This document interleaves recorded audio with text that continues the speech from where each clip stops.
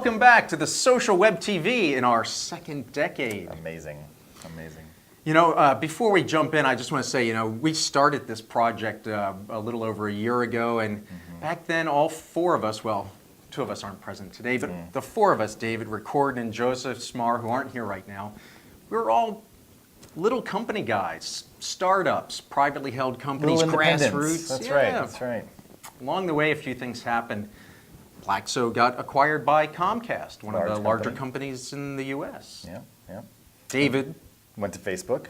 Big news there. And they're still a privately held company, but they're kind of big. They're quite large. They're growing. And then just a few weeks ago, Joseph announced all of a sudden he's going to Google. Google, big news. Publicly traded company. Yes. And he's right now recovering somewhere. Sunning right here. Indeed. And he'll be back on the show. And that, I think, just leaves you, Chris, the lone wolf out there in the grassroots community. I am the voice of the independent still, I guess. That is awesome. Yeah, it's a tough burden to bear, actually. Although I hear some rumors that you might have some news for us. Well, today is my birthday. Ah, happy birthday. Thanks, That's thanks. Right. Yeah. I probably should have known that through Facebook or Plaxo or something. One of the many social networks that I update.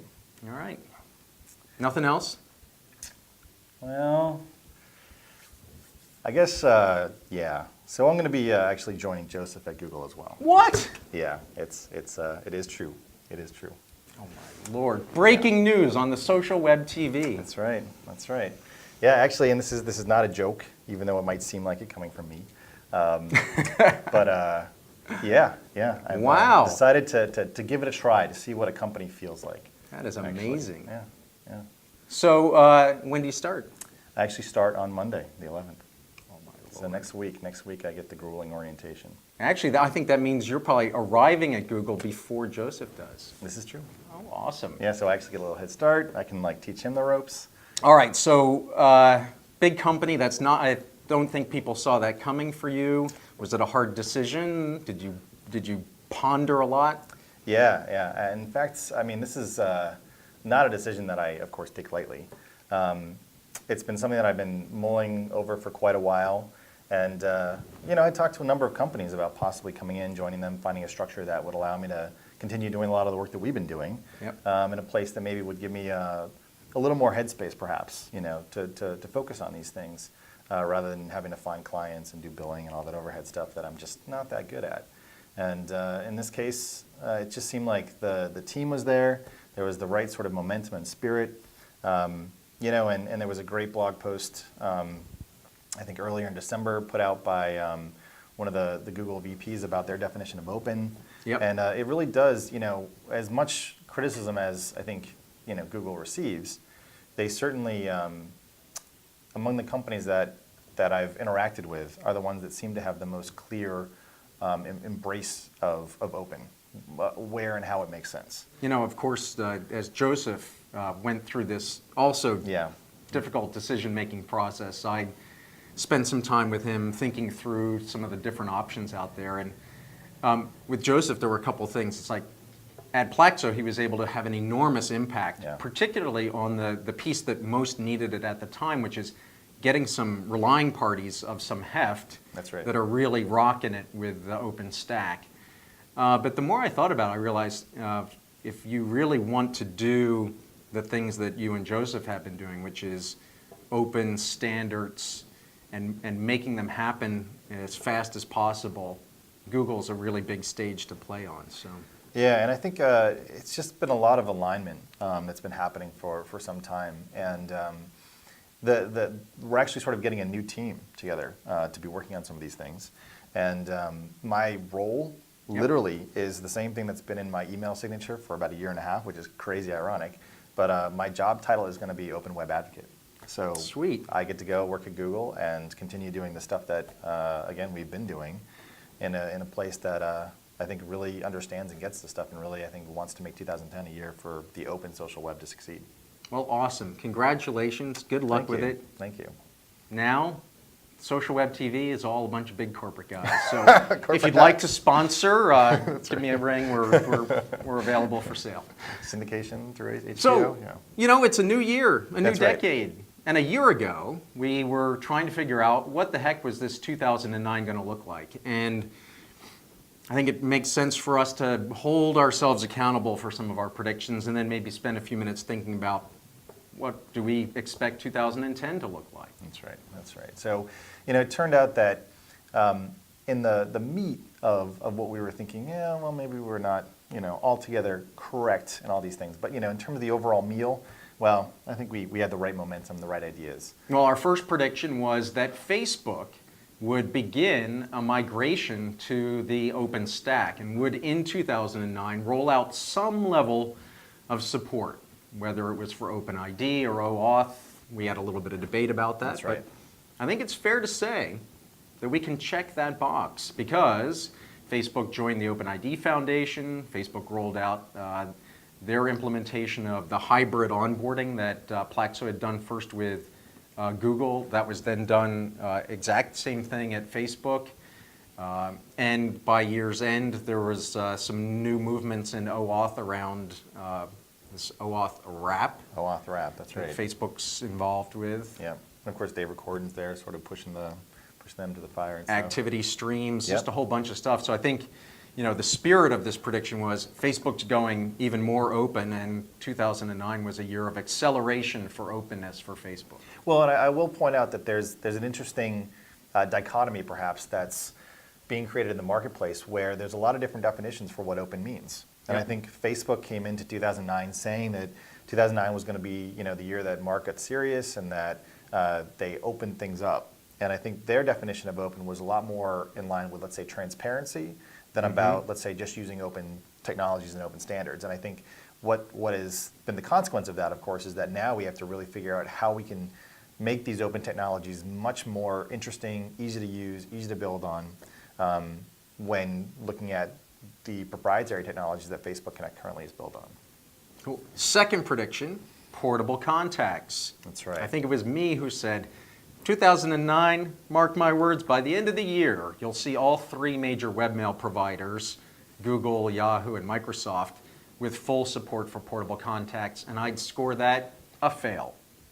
Or at least not a, well, Yeah, let's face it, Google is a portable contacts provider. That's awesome, and it's at the heart of what we saw in these hybrid onboardings with Facebook and with Plaxo. Yeah, I think that one's a tough one because we're dealing with a lot of legacy systems, a lot of legacy databases and contact management software. Upgrading that stuff is not always the easiest thing. Putting APIs in that stuff seems to be sort of in the mix of a lot of the stuff that companies seem to have prioritized, let's say. Now, I would say Microsoft deserves credit for supporting the portable contacts schema and for saying, hey, we'll support the whole thing. It's just that OAuth piece we've got some specific issues with, and they engaged with the community. We're transparent about some of the concerns and issues they had and are participating in this OAuth wrap stuff in a leadership sort of way. So, yeah, and we'll point out, for the jargon watchers, WRAP really means Web Resource Authentication Protocol. So it's sort of a variant of OAuth, let's say, and they're doing a lot of work right now to sort of unify those two efforts, and maybe OAuth WRAP, as it stands, will turn into some sort of OAuth 2.0 sometime this year. Third prediction, I think this might have come from Joseph, was that OpenID Relying Party would become the standard way for getting new users onto a website, and that every startup would become an OpenID Relying Party. Yeah, he was a little bit ambitious with that. Yeah. It's good to sort of make these outlandish predictions, especially when they come from a place where you're hoping things will go. Yep. But as it turned out, I think Twitter and Facebook Connect, those protocols really won the year, if you will, becoming essentially kind of a de facto standard for how people sign up and authenticate against these services. And there's a lot of interesting consequences to moving in that direction. First, of course, Facebook is the only one that determines what goes into Facebook Connect. And with Twitter Connect, of course, you're only getting Twitter accounts. And the web, as it turns out, is made up of a lot more than just Twitter and Facebook users. And so long term, we want to make sure that people are able to actually pick and choose their identity or social web service providers in a way that's interoperable and interchangeable. In the same way that I could go from a MasterCard to a Visa and be able to transfer balances between them and so on. We want to be able to do the same thing there. And well, we're not quite there yet. Joseph's prediction didn't pan out, but hopefully this year again, we'll be able to maybe productize OpenID in such a way that it'll become much more attractive for web operators to implement. Yeah, so I think this is another one of those where the details were wrong, but the spirit was right. That's right. We did see in 2009 it begin to become common to go up to a new website that you hadn't used before, and instead of going through that dance That's of right. creating a new account and all that pain, you basically use an existing identity, Twitter or Facebook in most cases, although OpenID in some, to join and get set up in a snap. Well, I think that's a really good point, because even though Facebook Connect and Twitter Connect have grown from basically nowhere to receive widespread adoption, not ubiquitous adoption yet, but widespread adoption, it creates a pattern and it creates a model that I think open standards can then sort of come along and then help to accelerate, let's say, step on the gas. So the fact that people are now becoming more familiar with or comfortable with the idea of signing into, let's say, an iPhone game with their Twitter or their Facebook account to connect with their friends, well, there was a valuable lesson there for, I think, the open source, open web community, that identity alone is not sufficient, that Right. in order to actually motivate web operators to adopt these things, you've got to bring more value for them too.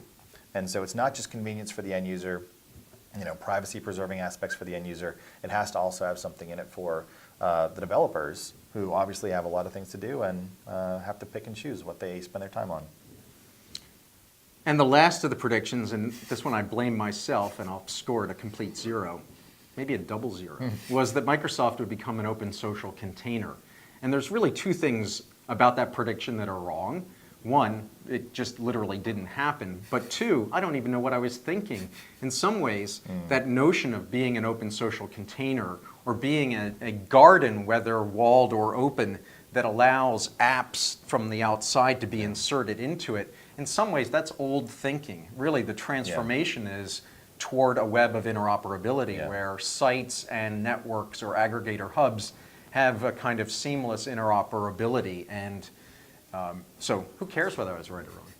Well, and I think the other thing that we've realized too, and that Facebook has come to realize perhaps, is that running and maintaining one of these platforms that other, let's say, website operators build on is both very time-consuming, resource-intensive, and oftentimes just ends up drawing the ire, let's say, of a lot of organizations that build these sites, spend a lot of money running their own websites, want to be compatible with as many different providers as possible.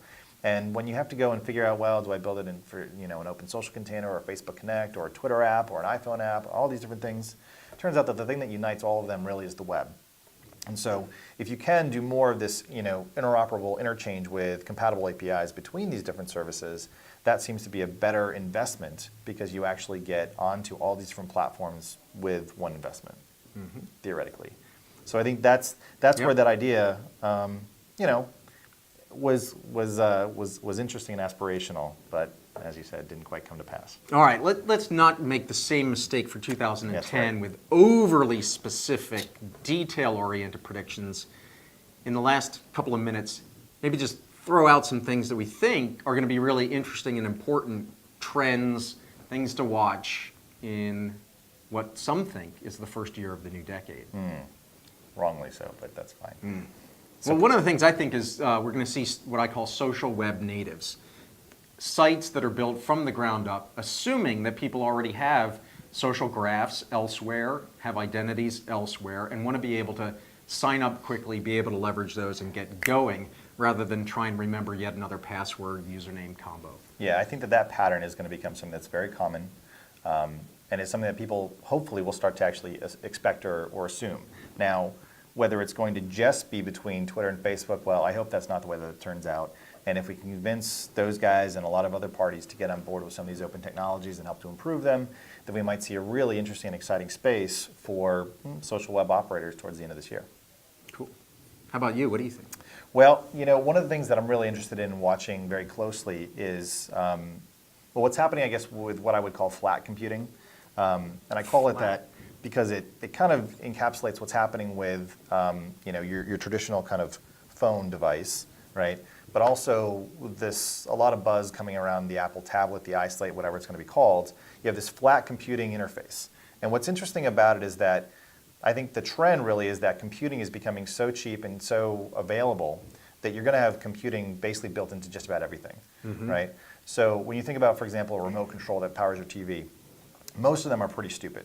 Some of them have a little bit of computing built in if they have a little display or screen, but most of them are really dumb. Now, if you could imagine having, as some people do now, like an iPhone or some other tablet device that actually controls or manipulates your TV and allows you to control all the devices and peripherals around you, I think that becomes a lot more interesting. So what needs to happen there is, of course, there needs to be much more ubiquitous computing, sort of Adam Greenfield's everywhere concept. And I guess I look at that as being one of the major shifts that's happening, that products are coming out now with much more intelligence built into them. And that changes the way that we interact with our tools, and it changes, let's say, the modes of computing that we want to do.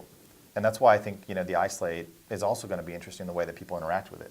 We no longer want the ways that we've interacted with desktop machines to be brought over into these new computing paradigms, and it's going to be requiring different modes of input, whether it's voice or touch or what have you. So it's kind of social web everywhere and in everything. Yeah, well, so I think that's one of the things that underlies this too. Once you have these devices that have much more computing power and allow for you to interact with them in very different ways that you previously, really didn't think was possible.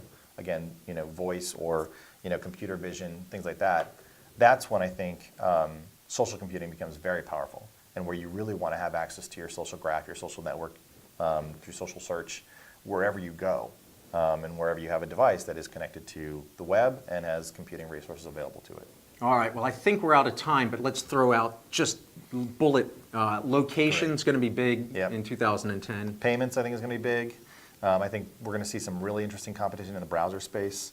We'll see some new versions of that stuff come out. And one of the things that I want to see happen in this notion of productizing a lot of these open social web technologies, something I call OpenID Connect. OpenID Connect obviously is taking from Twitter and Facebook Connect, but the idea is let's take the basic OpenID concept, let's add on all the things that we've talked about, portable contacts, activity streams, discovery, yada yada, all that good stuff, and let's build a product that people really want to use. And when it comes to the question, well, should I do Facebook Connect or Twitter Connect? Well, the answer will be OpenID Connect, and hopefully it'll actually embody those two technologies as well. Well, I think it's pretty clear 2010 is going to be another big year for the social web. That's right. Which means it's going to be another big year for the social web TV. So please make sure you come back whenever we have one of these. Again. And join us for another exciting episode of the social web TV. Let's go! Another one bites the dust. Another one bites the dust. Ow! Another one bites the dust. Hey, hey! Another one bites the dust. Hey!